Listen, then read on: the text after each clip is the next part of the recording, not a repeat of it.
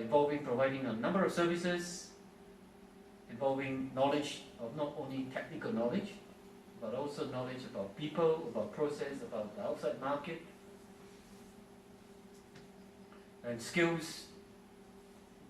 Leadership is very important, but very difficult to get. Right? You can get a lot of facility manager, but you cannot get a lot of good facility manager. They're always in short supply, and they're always hunted by different companies. Right?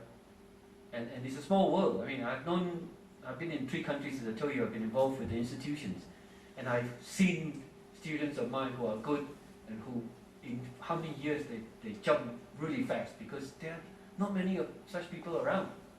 And it's the same in Hong Kong. In fact, now it's a problem in Hong Kong. A lot of the Hong Kong practicing facility managers are going to China because they pay more, the yuan is stronger, and they got lots of nice facilities. They don't know how to manage, right? And Hong Kong is losing a lot of its sort of mid-range skills.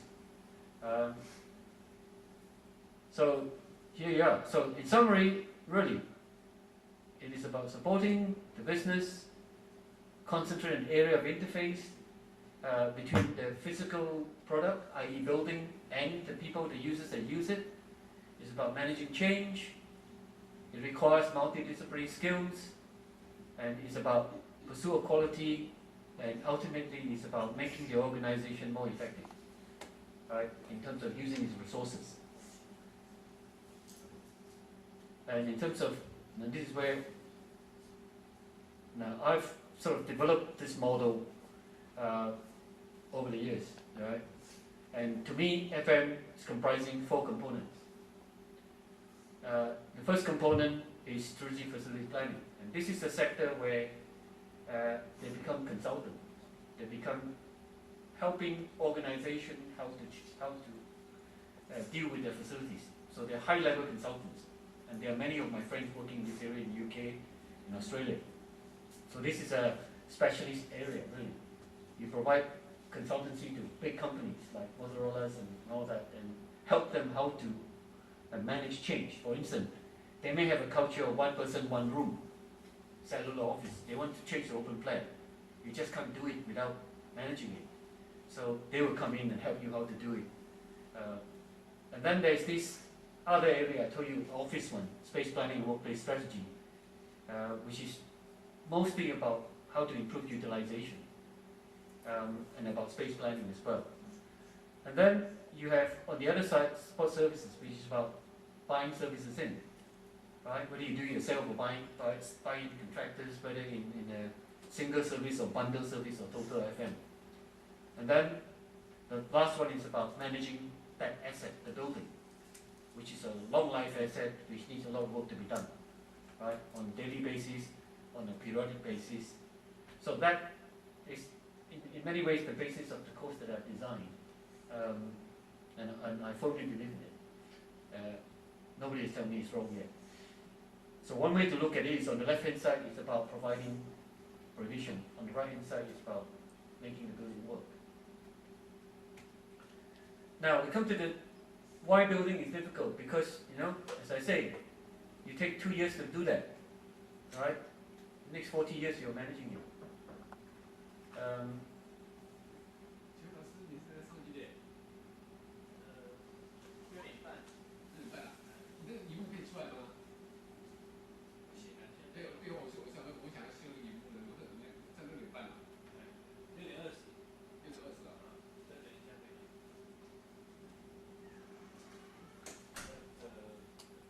Okay, but I should be finishing it. Now I think this slide, you probably could see it better because from a different perspective, if you're designing buildings. Now bear in mind that building is not just one product, right? It's made up of, this is from Stuart Brand, and I liked it because it described building as different layers like an onion, right? So if you look at the land fixed, it's there forever, unless the earthquake come take it away, right? So you don't talk about. So the structure, there's either it's reinforced concrete or steel structure or whatever, that must stand, right? If the structure it's not safe, then the building is not safe. Then we go into other things, right? The services, right? The lighting, the air conditioning, right? And then the skin is really increasingly now we got cladding, no? Glass cladding outside with the steel structure inside. And then we come to stuff. Stuff is things like that, furniture. Things that this is not movable. Some your wheels you can move them, you can change them, you can ship them out. So each one has got different lifespan, right? The next diagram will illustrate to you that. Now, the building shell, typically 40 to 50 years, right? And the building services 5 to 15 years. And the, what is it now? Building scenery. That's what you see. The paint covering this, the flooring covering that. Now, each of them has got different lifespan. So if you are managing this a building, you've got to consider, when am I going to paint this wall? Right? It's not only that, you've got to consider if you say in 5 years' time I'm going to paint it, you better let the finance director know in 5 years' time I need a chunk of money. In 8 years' time I need to revamp the services because it's too energy consumption, right? Then you've got to plan for that because you're disrupting the class. Yeah? Disrupting the use of it. So really the message is that building is not one homogeneous product, right? It's a complex product making of different products of different lifespan. And that's why it's asset management. You've got to plan for its renewal. Next slide tells you that. So if you have information on that, then you can say, okay, that needs renewal. This is broken down into two parts. What can be deferred and what cannot be deferred. In other words, something you can postpone, not do it. It doesn't matter that much. But some you cannot postpone, you have to do it. So it allows you to plan your resources over time. That's why I said managing asset over time. This is just an example to show you, if you have the system, you can model, right, the amount of money and the impact on it. Right? This is where the systems and processes come in. And this is showing, again, if you've got one building, it's all right. But if you've got 100 buildings spread over different countries, you have to know what is the age profile that allow you to plan strategically. Right? If you don't own them, if you lease them, you still have to know when the lease expired. Right? So these are, as I say, high-level portfolio, the whole portfolio level information, which is what you're managing anyway. So at the end of the day, what you are doing, I say deliverable, is that you provide what I call facility-related solutions to business needs.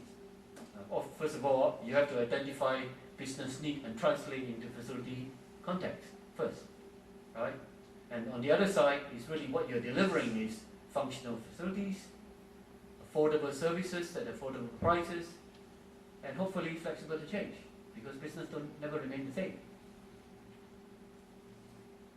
So a proactive system with ability to provide strategic option, demonstrate added value, and demonstrate impact. That's the very important one. You must be able to justify to your finance director and say, I asked you for 2 million to do this, what benefit am I getting back out of it?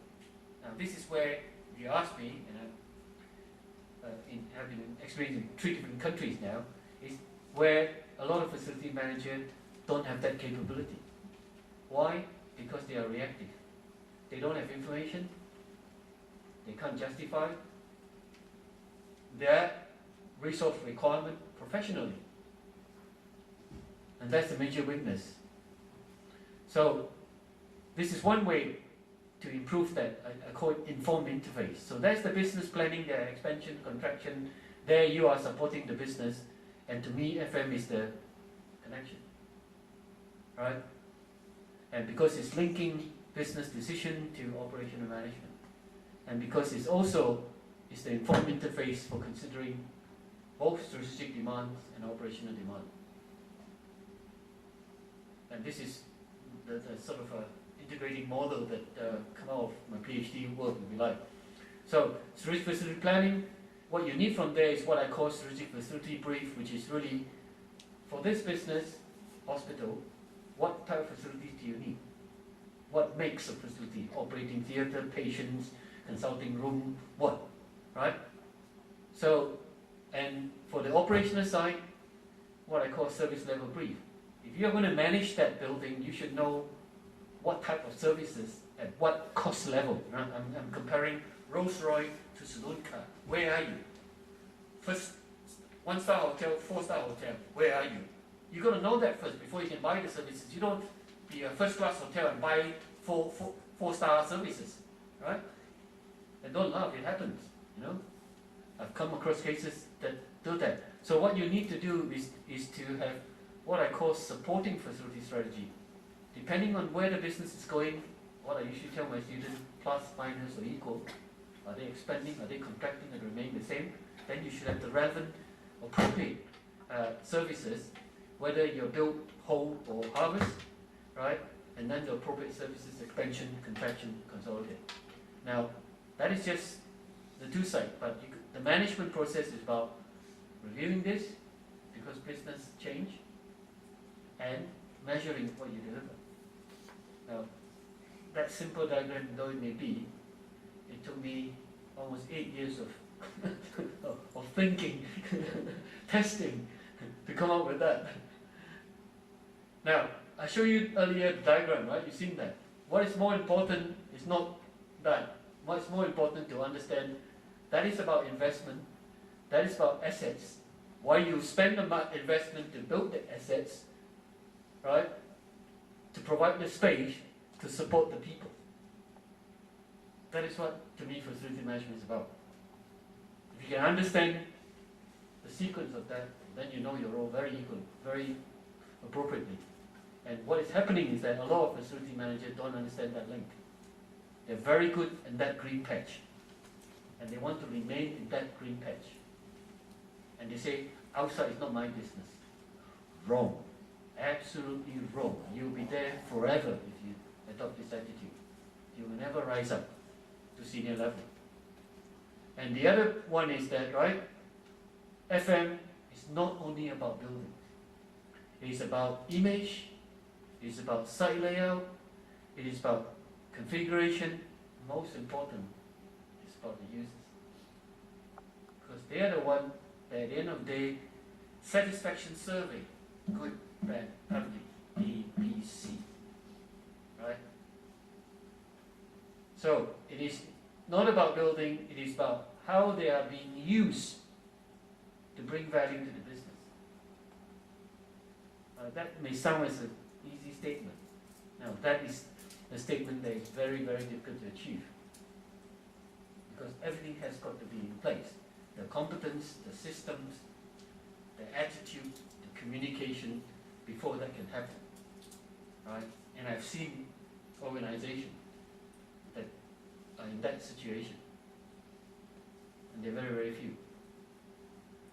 So what is the implication for facility management? You've got to move away from this. You've got to move away from just delivering services, security services, cleaning services, right? To contribute to the business by facilitating